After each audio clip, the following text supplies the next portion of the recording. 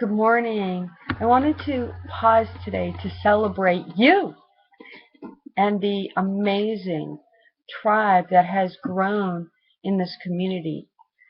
It's been an amazing journey. This past year has been one of profound shifts, not only for me personally, but for us as a society. And it being Gratitude Month, it is synchronistic to reach the expansion of 100,000 in our tribe. So, yay! There are some special people that I want to begin with that I have deep gratitude for. The students who have become teachers, Pam, Amy, LeJay, and Linda, who have all stepped into their own authentic medicine and are sharing it with the world. Deep gratitude to each of you. Dr. Julie, for seeing the vision of Generative Alliance, and more importantly, for doing the pictures. To my soul sisters of We the Women, both past and present, you are my soul. Truly. There are endless others who step in to collaborate and share messages that I could add. Just know this, each of you are within my soul, and it is full of gratitude. I want to share with you some thoughts today. Many of you have heard me say that knowledge is not wisdom until it is applied in life. It has become paramount in society today that we as human beings pause in our walk. The traditional shaman, the contemporary, the traditional medicine people, the priestess, the indigenous elders, they all share the same message. That is a message of we must respect our Mother Earth. We must respect one another. We must respect our own selves as sacred beings. And we must respect and honor all that is within the sacred hoop. It is my prayer that in sharing the messages and the teachings that I have personally been gifted, that it causes people to pause and reflect upon their own path. You see, from a very early age, it was clear to me that the shift, any shift, must begin within. We must first shift our own perspectives, our own beliefs, and our own actions before we can shift the world perspective, the world belief system, and take collective action. We must create a tribe of one that is without boundary, without divisional lines of race, creed, spiritual path, or lineage. It is paramount that we shift from the need to compete with one another and begin to cooperate, collaborate, and co-create with one another. And whether you are experiencing these shifts of awareness from a Christian point of view, a Buddhist point of view, an indigenous point of view, or any other spiritual path, it is crystal clear that something is occurring in the world we live in. We know that even Mother Earth is experiencing shifts in her own energy. We see it in the solar flares, the natural disasters, but we experience it even more profoundly in the personal energetic issues that we are each having within. And they're all pointing us to one thing, a great shift. And this is not new news. This is something we've been talking about for some time. But as I have shared before, that with this shift of energies comes choice. And choice is only effective when action follows. We've heard the saying many times, the winds of change are upon us. It's paramount we understand what the winds are.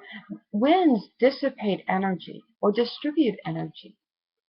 How we choose to use the energy is what makes the choice of whether it is dissipating or distributing. And once the wind releases the energy into the world, all that has happened is a release. Just as within our own beings, we must release before we can receive, and this is true of the collective as well. And if our hands are already full, we cannot pick up something new.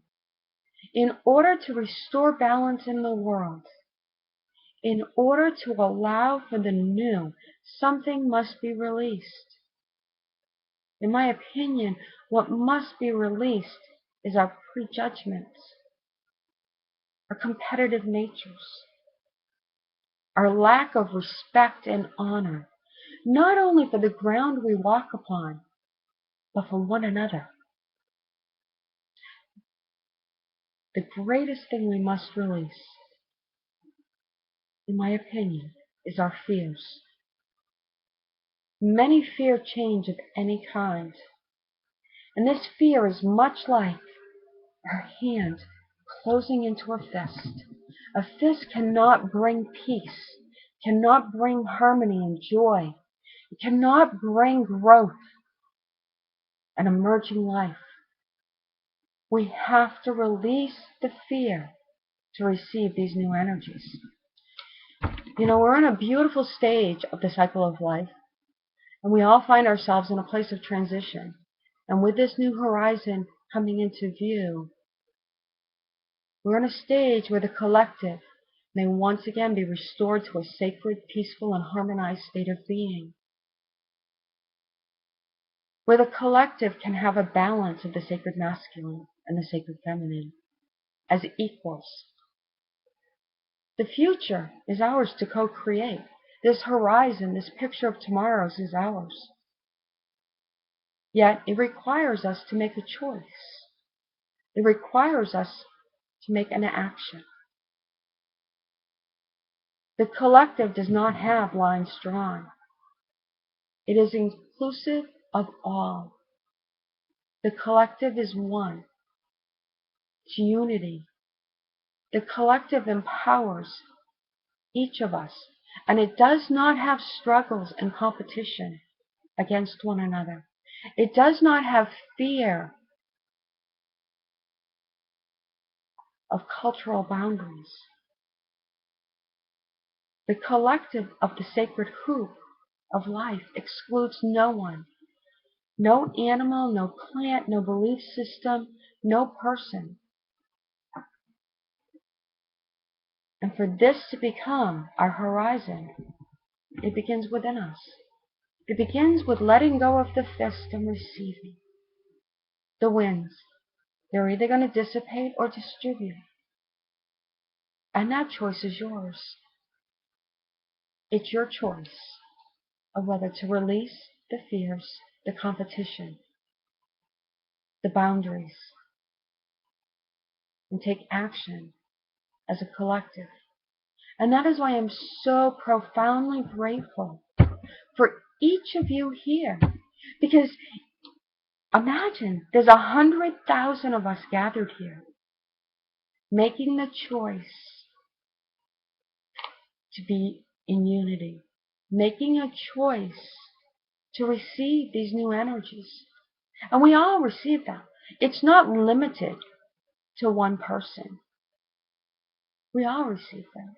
We all are receiving medicine. We're all receiving new teachings. And to have each of you join me here in this tribe is a step towards that unity. It's a step of action, of releasing the fears, of cooperating, of co-creating, of collaboration.